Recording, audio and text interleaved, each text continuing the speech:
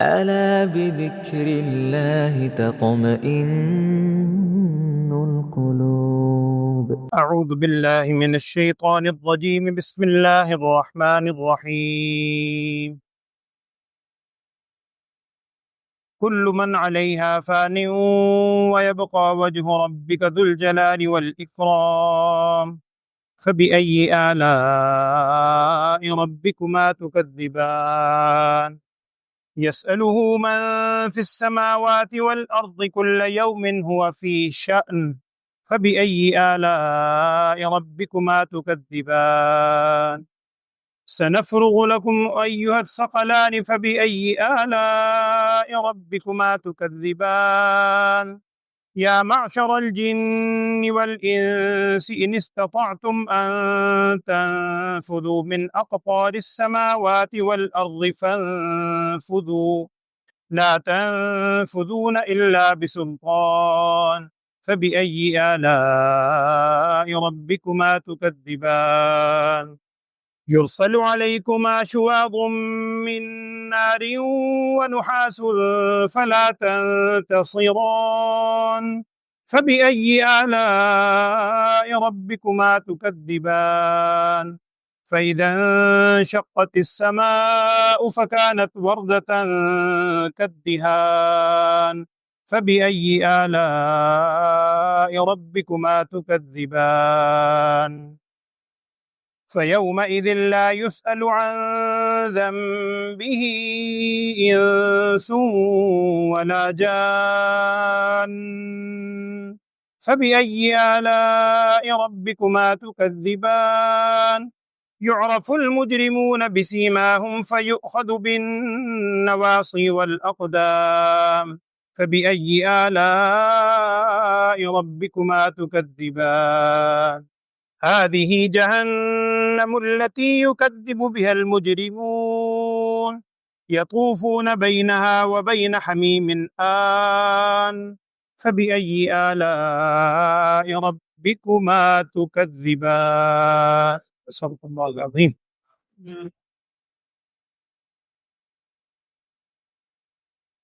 بسم اللہ الرحمن الرحیم.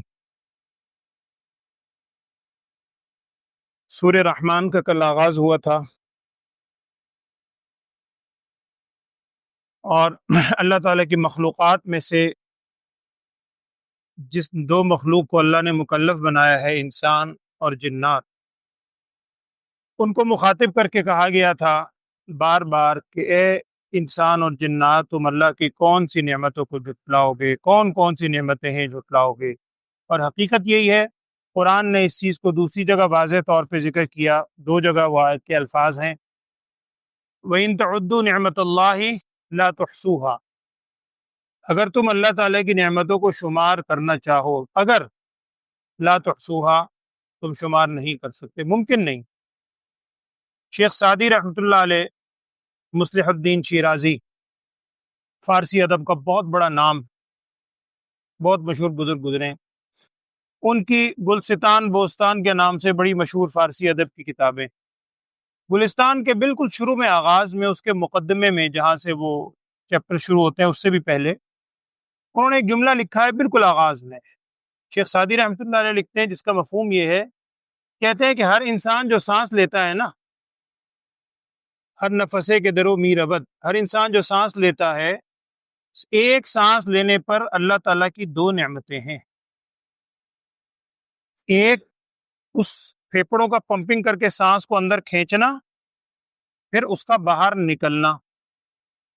آگے لکھتے ہیں کہ ہر سانس پہ دو نعمتیں ہیں، اور کہتے ہیں بدر ہر نعمت شکر واجب است، اور ہر نعمت پہ شکر کرنا واجب ہے. ایک سانس میں دو نعمتیں ہیں، تو اگر انسان ساری زندگی صرف سانس کی نعمت ہی کا شکر ادا کرتا رہے تو ممکن ہی نہیں، کر ہی نہیں سکتا. تو اللہ تعالیٰ کی کون کون سی نعمتوں کو، اور بے شمار اس میں چیزیں ایسی ہیں ہم جس کو نعمت میں ہم نے شمار کیا ہی نہیں. ہمارے ذہنوں میں نعمت کا مفہوم وہ چھوٹا سا یہ ہے، بس مال و دولت، صحت، اولاد، منصب، عہدہ، یہ بس یہ نعمت ہے ہمارے نزدیک. اس کے علاوہ ہم کسی کو نعمت سمجھتے ہی نہیں. تو یہاں گنوائی جا رہی ہیں اللہ کی کون کون سی نعمتوں کو جھٹلاؤ گے. آج کی جو آیات ہیں اس کا کیا مفہوم ہے وہ سن لیں. پہلی آیت میں یہ ہے کل من علیہا فان، یہ جتنی چیزیں علیہا اس پر یعنی زمین پر، پیچھے زمین کا ذکر تھا کہ ہم نے زمین کو بچھایا، جتنی چیزیں زمین پر ہیں سب کی سب فنا ہونے والی، سب فنا ہو جائیں گی۔ ہاں وَيَبْقَى وَجْهُ رَبِّكَ ذُو الْجَلَالِ وَالْإِكْرَامِ، ایک ہستی ایسی ہے جو باقی رہے گی، آپ کے رب کی ذات جو کہ بڑا ہی بزرگی والا ہے، بڑی ہی عزت جلال والا ہے، وہ باقی رہے گا، سب کے سب فنا ہو جائیں گے۔ اور حقیقت ہے ایک وقت آئے گا کہ ہر چیز فنا ہوگی، اللہ کی ذات باقی رہے گی۔ یہ جس پہ انسان کو اتنی اکڑ ہے سب کچھ فنا ہوگا۔ اور ابھی آج ہی کل بلکہ درس سے میں اٹھ کے گیا تو ہمارے شیخ اسلم صاحب کو نہیں معلوم ہوگا، پتہ ہوگا، پروفیسر تیمور صاحب، ڈاکٹر تیمور، بلائنڈ تھے، بالکل نابینا، ہمارے سائنس کالج کے اندر پروفیسر تھے اردو کے۔ میں یہاں سے گیا ہوں تو شام میں ان کے میسج آنے شروع ہو گئے، 6 بجے تک ٹھیک ٹھاک تھے، اس وقت 5-6 بجے گھر میں بیٹھے بیٹھے کم ہو گئے۔ آج صبح ان کا جنازہ تھا کالج، جی ایک دن پہلے تھوڑا سا ہارٹ اٹیک کی کیفیت ہوئی ہے، ہاسپٹل لے گئے، انہوں نے ایسا کوئی نہیں کہا، واپس آ گئے۔ کل دوبارہ سے وہ محسوس ہوا، وہ آج بیٹھا ہے انسان، کل کو فنا، سارے کے سارے فنا ہو جائیں گے، ایک ہی ہستی باقی رہے گی، وجہ ربک ذو الجلال والاکرام، جو آپ کے رب کی ذات باقی رہے گی۔ پھر وہی الفاظ ہیں کہ تم دونوں انسان اور جنات کون کون سی اپنی رب کی نعمتوں کو جھٹلاؤ گے، سوال ہوگا ان سے، نہیں سوری، یسألہ من فی السماوات والارض، آسمان و زمین میں جتنی چیزیں ہیں سب کی سب اسی سے دستے سوال کرتی، ہر چیز اسی کی محتاج ہے، سب اگر سوال کرتے ہیں مانگتے ہیں صرف اسی سے، دینے والی داتا ذات صرف اور صرف ایک اللہ کی ہے، سب اسی کے حضور مانگتے ہیں، اسی سے سب مانگ رہے ہیں۔ اور کل یوم ہوا فی شأن، ہر روز وہ اللہ کی ذات عجیب حالت میں ہوتی ہے، ایک خاص شان میں ہوتی ہے۔ اس کے کئی مفہوم بیان کیے محدث نے، بعد میں لکھا ہے اس کا مطلب یہ ہے کہ اللہ کی ذات ہر روز ایک خاص شان میں ہوتی ہے، یعنی ہر وقت اس کی خاص کیفیت ہے، ہر دن کا مطلب ہے ہر آن، ہر وقت۔ کسی کو اللہ جل شانہ موت دے رہا ہے، کسی کی زندگی آ رہی ہے، کسی کو عزت مل رہی ہے، کسی کی عزت جا رہی ہے، کسی کے ساتھ کچھ ہے، کسی کے ساتھ کچھ ہے۔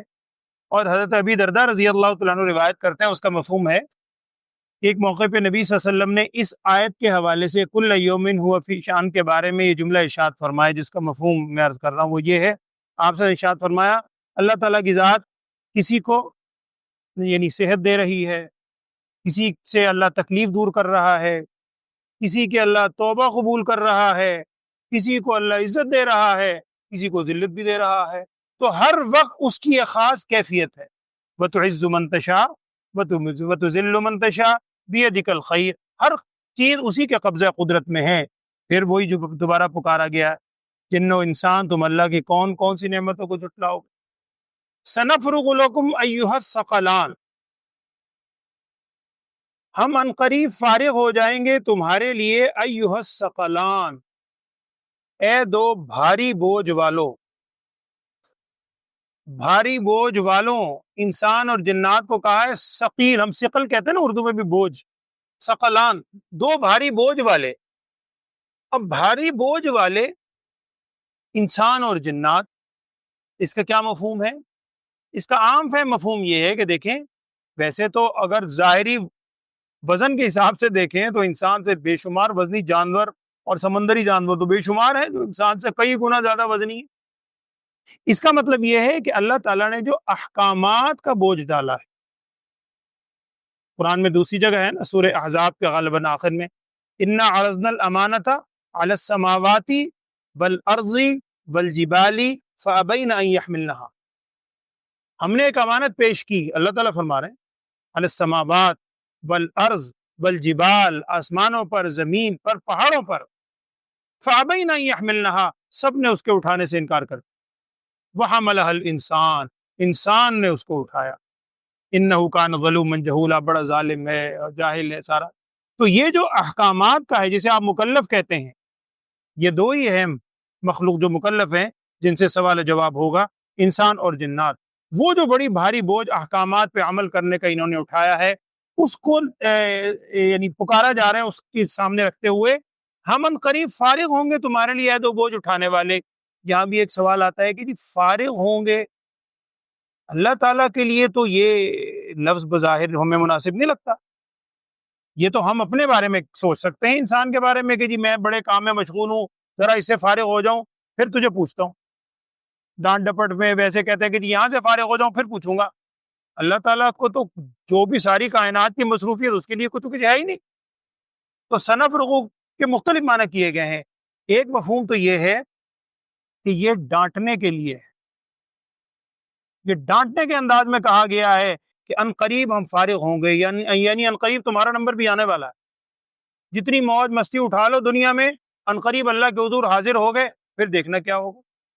بعد نے اس کا مفہوم یہ لکھا ہے کہ اس کا معنی ہے ان قریب تمہارا حساب لیا جائے گا، ان قریب تمہارا حساب کتاب لیا جائے گا.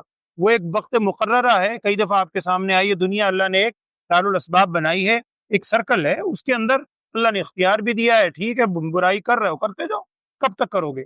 ان قریب تم سے حساب لیا جائے گا اے بھاری بوجھ والو، تم اللہ کے رب کی اپنے رب کی کون کون سی نعمتوں کو جھٹلاؤ گے. اگلی آیت میں کہا گیا کہ انسان بعض اوقات سوچتا ہے کہ یار میں بھاگ جاؤں گا، بھاگ کے بچ جاؤں گا، اور مجھے جو اتنا ڈرایا جا رہا ہے تمہارے ساتھ یہ ہوگا یہ ہوگا، چلو میں دوڑ جاتا ہوں، اور بہت سے بہت میں ملک چھوڑ کے چلا جاتا ہوں، دوسرے ملک چلے جاؤں گا، چھپ جاؤں گا، ایڈریس چھپا دوں گا، کسی کو کیا پتہ چلے گا. تو قرآن نے کہا یا معشر الجن والانس، اے جنات اور انسانوں کے گروہ سارے کے سارے، اگر تم استطاعت رکھتے ہو، اگر تمہاری طاقت ہے کہ ان تنفذوا من اقطار السماوات والارض، تم آسمان و زمین کے کناروں سے نکل جاؤ، اگر تم سمجھتے ہو اس کی طاقت ہے تو فنفذوا، نکل کے دکھاؤ. آسمان و زمین سے باہر کہاں جاؤ گے؟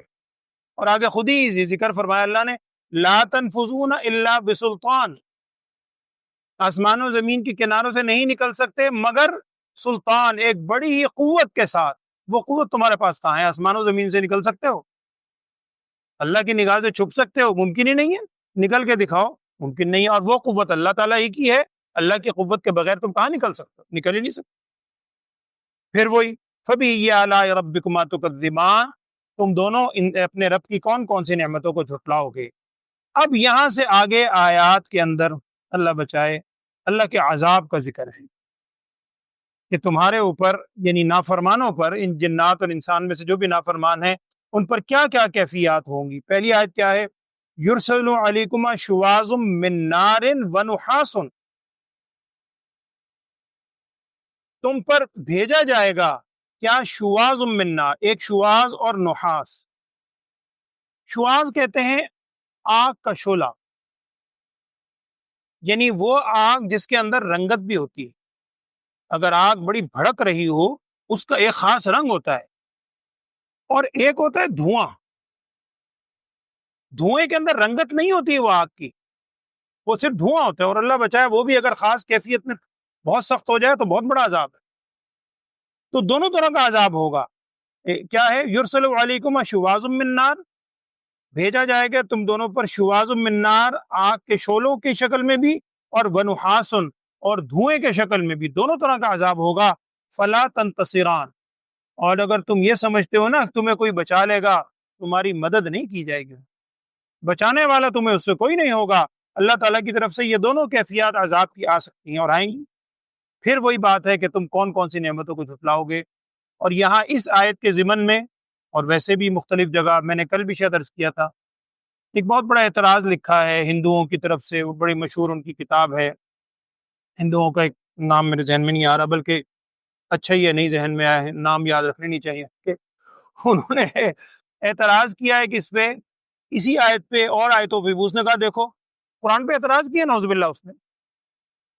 اس نے ایک اعتراض یہ کیا ہے کہ دیکھو جی یرسل علیکما شواظ من نار ونحاس فلا تنتصران، قرآن کہہ رہا ہے کہ تم پر بھیجا جائے گا، یعنی آگ کی شکل میں شعلے بھی ہوں گے، دھواں بھی ہوگا، مدد بھی نہیں ہوگی. اور اس کے بعد کہا جا رہا ہے اللہ کی کون سی نعمتوں کو جھٹلاؤ گے.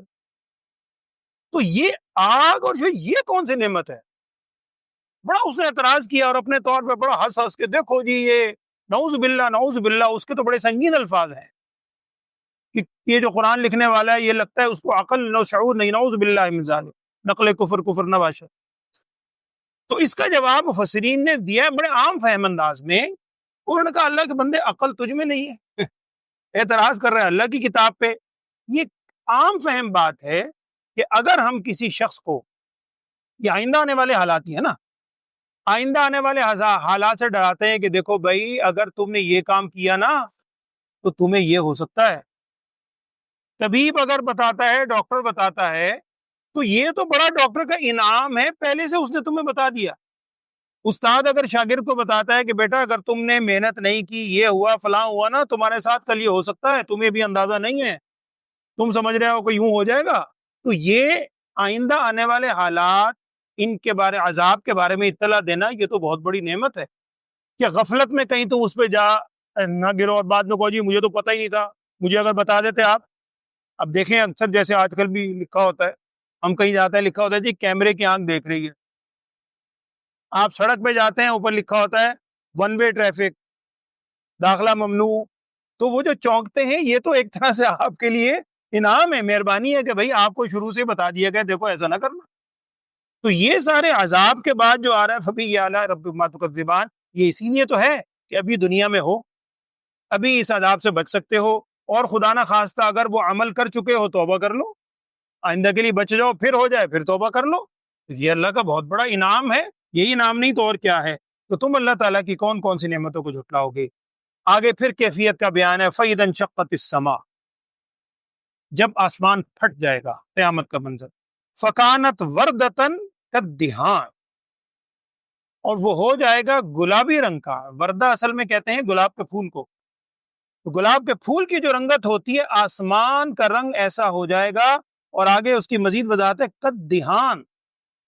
اس کے دو معنی آتے ہیں. ایک مفہوم تو ہے تیل کی جو تلچھٹ ہوتی ہے بالکل اس کے بعد سیاہ ہونے کے بعد نکلا ہوا، اس رنگ کا ہو جائے گا آسمان. اور ایک سرخ چمڑے کو بھی کہتے ہیں دہان. تو دونوں معنی ہو سکتے ہیں کہ جب آسمان پھٹ جائے گا، ابھی تو ہمیں اس کی رنگت، سائنس تو کہتی ہے یہ اس کا رنگ نہیں ہے بلو جو ہمیں اسکائی بلو نظر آ رہا ہے، یہ تو ہماری حد نگاہ ہے. اللہ جانتا ہے بظاہر ہم اس کو نیلا آسمان ہی کہتے ہیں، ہم یہی کہتے ہیں نیلا آسمان. تو یہ اس کی رنگت ختم ہو جائے گی. یہ رنگت کیسی ہوگی؟ گلابی ہوگی، کدہان، سرخ چمڑے کی طرح، جیسے آگ جل رہی ہو خدا نہ خواستہ، وہ جو اس کی کیفیت ہوتی ہے، یا تیل کی تلچھٹ، اس کیفیت میں آسمان ہو جائے گا. پہلے سے جب بتایا جا رہا ہے تو فَبِأَيِّ آلَاءِ رَبِّكُمَا تُكَذِّبَانِ، تم دونوں اللہ کی کون کون سی نعمتوں کو جھٹلاؤ گے. فَيَوْمَئِذٍ، اس دن، وہ قیامت کا جب دن ہوگا، لا يسأل عن ذنبه انس ولا جان، سوال نہیں کیا جائے گا گناہ کے بارے میں کسی انسان سے اور نہ ہی جنات سے. یہاں بھی ایک فطری سوال ہمارے ذہن میں آتا ہے. ہم کہتے ہیں پیچھے قرآن ہی میں آیا ہے کئی جگہ کہ اس دن سوال ہر ایک سے کیا جائے گا، ضرور کیا جائے گا. اور یہاں قرآن کہہ رہا ہے کہ اس دن گناہ، باقاعدہ ذکر ہے عن ذنبہ، ذنب گناہوں کے بارے میں سوال نہیں کیا جائے گا، نہ انسان سے نہ جنات سے. اور پیچھے کئی جگہ آتا ہے فَوَرَبِّكَ لَنَسْأَلَنَّهُمْ أَجْمَعِينَ، آپ کے رب کی قسم ہم ان سب کے سب سے ضرور سوال کریں گے. اور یہاں قرآن ہی کہہ رہا ہے کہ سوال نہیں کیا جائے گا.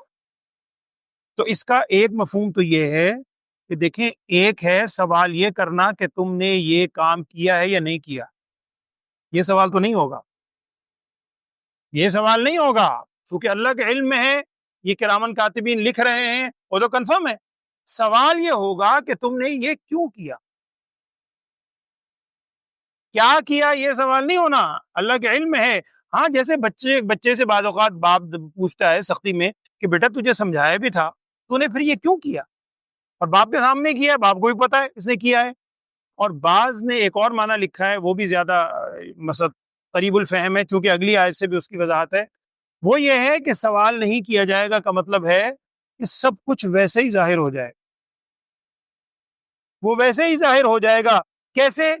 ان کے مجرموں کے چہروں سے. اگلی آیت اس کی وضاحت کر رہی ہے کہ سوال کرنے کی ضرورت نہیں پیش آئے گی. ہر مجرم، اس نے جو جرم کیا ہوگا، اس کی ایک خاص کیفیت ہوگی جو اس کے چہرے سے ظاہر ہو رہی ہو. چہرے مہرے سے اندازہ ہو جائے گا کہ یہ مومن ہے، یہ فاسق ہے، یہ گناہ گار ہے. اس چہرے سے جب اندازہ ہوگا پھر سوال کرنے کی ضرورت ہی نہیں.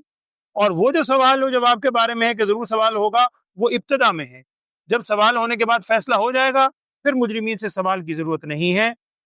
کس اللہ کی کون سی نعمتوں کو جھٹلاؤ گے؟ اگلی آیت میں دیکھیں اسی کی وضاحت ہے، یعرف المجرمون بسیماہم، پہچان لیے جائیں گے مجرم اپنے چہروں سے، نشانیوں سے، چہرے کی نشانیوں سے وہ پہچان لیے جائیں گے کہ یہ مجرم ہے یا کون ہے۔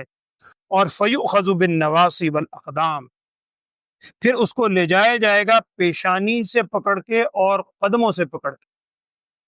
اور ہمارے استاد فرمایا کرتے تھے، اللہ معاف فرمائے، کہتے تھے جیسے ابھی قربانی گزری ہے، جانور کو ذبح کرتے ہیں، سر اور پاؤں سے پکڑ کے، ایک نے باں سے پکڑا ہوا ہے، ایک نے باں سے پکڑا ہوا ہے، ہل نہیں سکتا، قرآن کہہ رہا ہے بن نواسی، پیشانی سے اور قدموں سے، ہر طرح سے اس کو جکڑ کے مجرم کو لے جایا جائے گا۔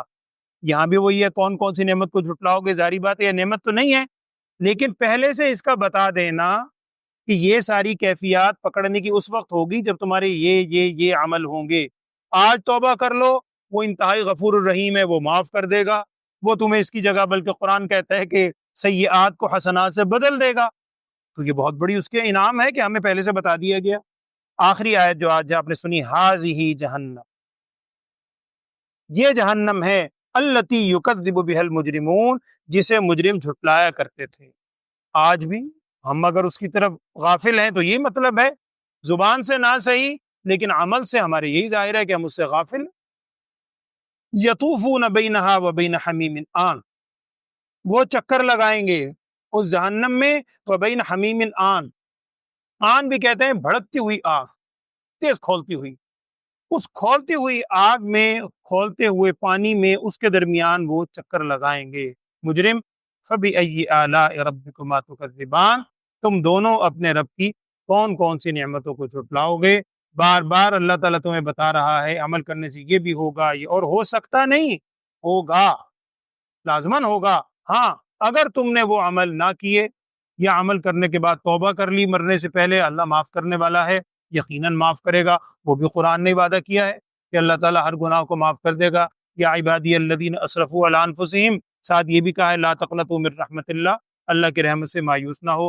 ان آیتیں پڑھنے کا مطلب نعوذ باللہ مایوسی نہیں ہے، ان آیات پڑھنے کا مطلب یہ ہے کہ ہم ابھی دارالعمل میں ہیں اور ہم اس کو سمجھیں اور توبہ کریں۔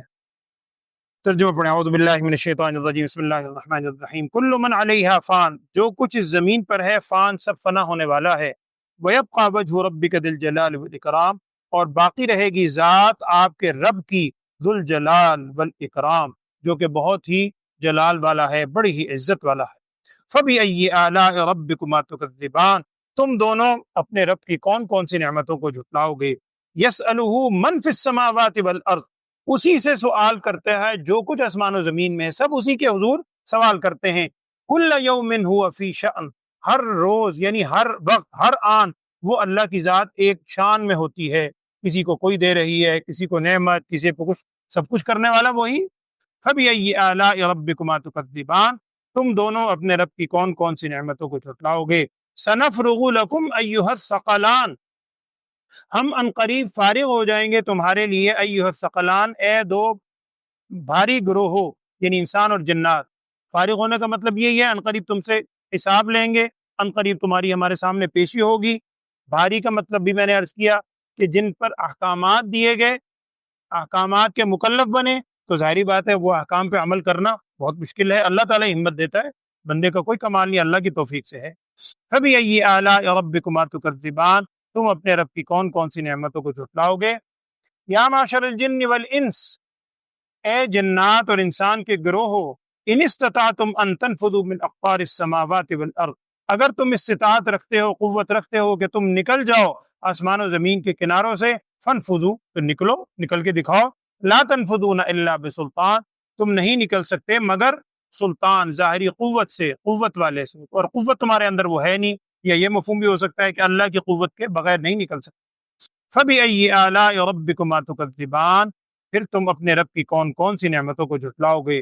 یرسل علیکما شواظ من نار ونحاس، ڈالا جائے گا تم دونوں پر، انسان اور جنات پر، نافرمانوں پر، کیا؟ شواظ من نار، آگ کے شعلے، ونحاسن، اور دھواں، فلا تنتصران، پھر تمہاری مدد نہیں کی جائے گی۔ فبأی آلاء ربکما تکذبان، تم دونوں اپنے رب کی کون کون سی نعمتوں کو جھٹلاؤ گے؟ فإذا انشقت السماء، پھر جب آسمان پھٹ جائے گا، فکانت وردتن کالدہان، وہ ہو جائے گا گلابی، کالدہان جیسا کہ سرخ چمڑا ہوتا ہے یا جیسے تیل کی تلچھٹ ہوتی ہے، دونوں مفہوم ہیں۔ فَبِأَيِّ آلَاءِ رَبِّكُمَا تُكَذِّبَانِ، پھر تم دونوں اپنے رب کی کون کون سی نعمتوں کو جھٹلاؤ گے۔ فَيَوْمَئِذٍ، اس دن، لَا يُسْأَلُ عَنْ ذَنبِهِ، نہیں سوال کیا جائے گا گناہوں کے بارے میں، انسن ولا جان، انسانوں سے اور نہ جنات سے۔